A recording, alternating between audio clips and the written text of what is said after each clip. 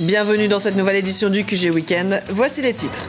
Rencontre entre le président Joseph Kabila et les ambassadeurs de Kinshasa. Le chef de l'État s'oppose à la tenue de réunions organisées par les membres de l'opposition dans les locaux des ambassades congolaises. Lié théorie et pratique médicale, c'est possible au Congo. Depuis 6 ans, la Fondation congolaise pour la recherche médicale accueille des étudiants et les forme aux métiers scientifiques d'avenir. Le saviez-vous, chaque année, il y a plus de morts liées à la consommation de tabac dans le monde que de victimes de conflits. Au Gabon, une loi pour lutter contre le tabagisme a été instaurée, mais vous le verrez, elle reste encore trop méconnue par les populations. En République démocratique du Congo, les partis d'opposition organisent des réunions dans les ambassades, une situation que dénonce le président Joseph Kabila. Le chef de l'État a reçu le corps diplomatique pour lui faire part de son désaccord. Il qualifie ces réunions d'entités réfractaires à la loi. Amira Benjabala Jean-Pierre.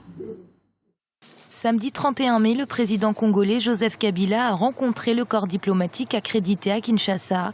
Une rencontre au cours de laquelle le chef d'État a tenu à dénoncer les réunions organisées dans les représentations diplomatiques et auxquelles participent des membres de la majorité mais aussi des opposants.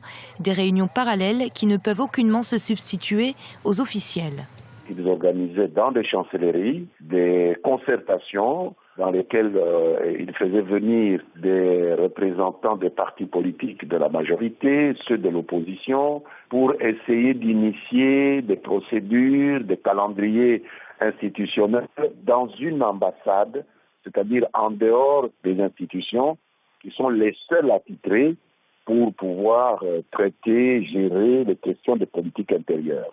Une piqûre de rappel donc au corps diplomatique, mais aussi l'occasion pour le président de faire le point sur la situation sécuritaire dans un pays secoué pendant des années par le conflit au Nord Kivu. Le chef d'État a d'ailleurs estimé que la paix était en bonne voie dans le pays. Il y aurait donc, en effet, de la part du président Kabila, un discours diplomatique, politique acceptable et normal, et dans la réalité des faits, une partie de contestation de la part de l'opposition. Quel crédit accorder aux paroles de M. Kabila? D'abord, un crédit lié à sa fonction de président de la République, mais les faits sont là et montrent en effet que les choses sont beaucoup plus compliquées, ambiguës et difficiles que ce qu'il a l'air de dire au corps diplomatique. Cette rencontre a également été l'occasion pour le président de demander de nouveaux investissements, désormais possibles grâce au retour à la paix et à la stabilité qui s'amorce dans le pays. Un front régional contre Boko Haram, c'est l'ambition poursuivie par la CEDEAO. Les leaders de la communauté économique des États d'Afrique de l'Ouest se sont réunis à huis clos vendredi dans la capitale ghanéenne Accra.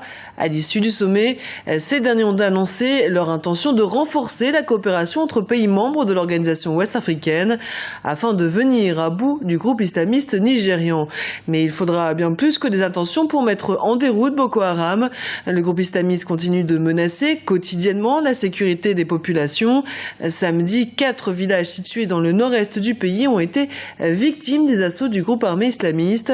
Plusieurs personnes ont perdu la vie. Ces pertes en vie humaine interviennent moins de 48 heures après une attaque similaire qui a fait 35 victimes dans le même secteur. Au terme d'une élection présidentielle contestée, Peter Mutharika a été élu président de la République démocratique du Malawi, puis investi à la présidence ce samedi. Il succède ainsi à Joyce Banda, qui a finalement reconnu sa défaite après avoir demandé l'annulation du scrutin. Guillaume Durand. Après 8 jours de contestation et de bataille juridique, la commission électorale du Malawi a publié les résultats du scrutin présidentiel. Peter Mutharika, frère de l'ancien chef de l'État Bingu wa Mutharika et candidat du DPP, le Parti démocratique progressiste, a obtenu plus de 36% des voix et a été investi à la tête du pays ce samedi. Ça a été un long voyage, mais grâce à l'aide de Dieu, nous voici ici. Je me sens très honoré. Il est clair que nous sommes confrontés à de sérieux problèmes dans ce pays qui est presque sur le point de s'effondrer. Le Malawi souffre en effet d'une crise économique importante qui, pour de nombreux économistes, est le résultat de la gestion de son frère, alors que Peter Mutharika était son bras droit. La lutte contre la pauvreté devrait donc compter parmi ses principaux objectifs. Environ 40% de notre budget dépend des donateurs. Je voudrais réduire la dépendance envers les donateurs extérieurs, mais également tourner le Malawi vers de nouveaux amis, tels que la Chine ou le Brésil. Peter Mutharika n'est entré en politique qu'à la fin des années 2000 après avoir vécu une trentaine d'années aux États-Unis. Dès 2010, le DPP le choisit pour succéder à son frère, mais le décès soudain de ce dernier avait entraîné la vice-présidente Joyce Banda à la tête du pays. Peter Mutharika a d'ailleurs été inculpé de haute trahison pour avoir tenté de l'empêcher d'accéder à la présidence. L'Afrique a besoin de ses propres médecins, de ses propres laboratoires et de ses propres brevets. Le Congo l'a bien compris. Au sein de la faculté de médecine de Brazzaville, une fondation effectue des analyses dans des domaines de pointe, VIH-Sida, tuberculose, paludisme, mais également des recherches pointues sur l'ADN. Des choix, vous l'aurez compris, qui ne sont pas liés au hasard. Un reportage de notre correspondant au Congo, Brice Bafolo. Contribuer au développement de la recherche biomédicale au Congo, c'est la principale mission de la Fondation congolaise pour la recherche médicale. Créée en 2008 par le professeur Francine Toumi, cette fondation est implantée dans l'enceinte de la faculté des sciences et de la santé, l'unique faculté de Brazzaville qui forme les médecins au Congo. Elle compte plus de 20 employés qui ont décidé de faire avancer la recherche biomédicale au Congo. J'ai très bien vu que l'Afrique centrale était derrière les autres régions en matière de dynamisme de la recherche biomédicale. Nous avons créé avec des collègues enseignants donc cette fondation pour pouvoir participer donc à l'effort national. La fondation compte un laboratoire de biologie moléculaire et un autre de parasitologie. Ses principales activités sont liées au paludisme, la diarrhée sévère, la tuberculose, le VIH-Sida et la drépanocytose. Elle travaille aussi sur un domaine jamais exploré au Congo, la recherche ADN. Je suis en train de faire ce qu'on appelle l'extraction de l'ADN. Donc c'est une manipulation qui me permet d'isoler et d'avoir à la fin de l'ADN purifié qui nous permettra de faire plusieurs analyses. Des analyses qui se sont déjà révélées efficaces, notamment lors des explosions meurtrières de Mpila le 4 mars 2012 à Brazzaville.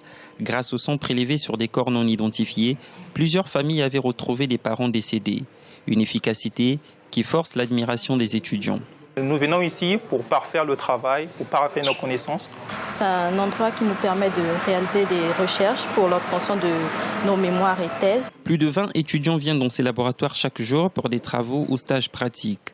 La Fondation congolaise pour la recherche médicale travaille en partenariat avec les hôpitaux de Brazzaville. Elle a notamment mis en place des ateliers pour la remise à niveau des techniciens de laboratoire au CHU de Brazzaville. L'industrie du tabac fait fortune. L'Afrique est l'un de ses clients de prédilection. Les nouveaux consommateurs y sont nombreux. Les législations interdisant de fumer dans les lieux publics pas toujours respectées. Et les cigarettes vendues à des prix très abordables. Bref, l'Afrique fume et l'industrie du tabac en profite aux grandes dames des associations de lutte contre le tabagisme. Un reportage de notre correspondant au Gabon, Douglas Toutoumé. Promulguée par le gouvernement gabonais le 21 août 2013, la loi instaurant la lutte anti-tabac reste à ce jour méconnue de la population. Deux associations luttent contre le phénomène du tabagisme dans le pays, Agir pour le Gabon et le Mouvement populaire pour la santé. Objectif, faire interdire la vente de cigarettes aux mineurs, notamment aux moins de 18 ans, et de fumer en public. Il est temps que le gouvernement prenne conscience qu'il faut protéger la santé des populations. Des décrets d'application de cette loi sont en cours d'élaboration. Une commission ad hoc réunissant gouvernement et société civile s'est récemment réunie à cet effet. En matière de lutte contre le tabagisme, les ONG sont sans aucun doute les plus actives dans le pays. Si aucune statistique n'est disponible, certaines études font état d'un tabagisme allant crescendo. Au niveau du Gabon, à partir de 9-10 ans, on peut constater que les jeunes commencent à s'adonner au tabac. Ce qui est extrêmement dangereux parce qu'à cet âge-là, justement, l'industrie les recrute pour pouvoir faire des profits jusqu'à 50-60 ans. Depuis 19 ans, l'ONG Agir pour le Gabon ne compte plus les actions menées en matière de lutte contre le tabagisme. Une invite à une meilleure prise en compte gouvernementale des dégâts causés par les produits des cigarettiers. Il est temps que les prix des cigarettes augmentent et que le gouvernement interdise la vente de cigarettes à l'unité. L'épidémie mondiale de tabagisme fait près de 6 millions de morts chaque année, dont plus de 600 000 sont des fumeurs passifs, c'est-à-dire ceux qui respirent la fumée des autres. Au Gabon, aucune statistique relative au fléau n'existe pour l'instant. Ce journal a été préparé par l'ensemble de la rédaction. Merci pour votre fidélité. Dans un instant, une nouvelle édition du QG Weekend sur Africa 24.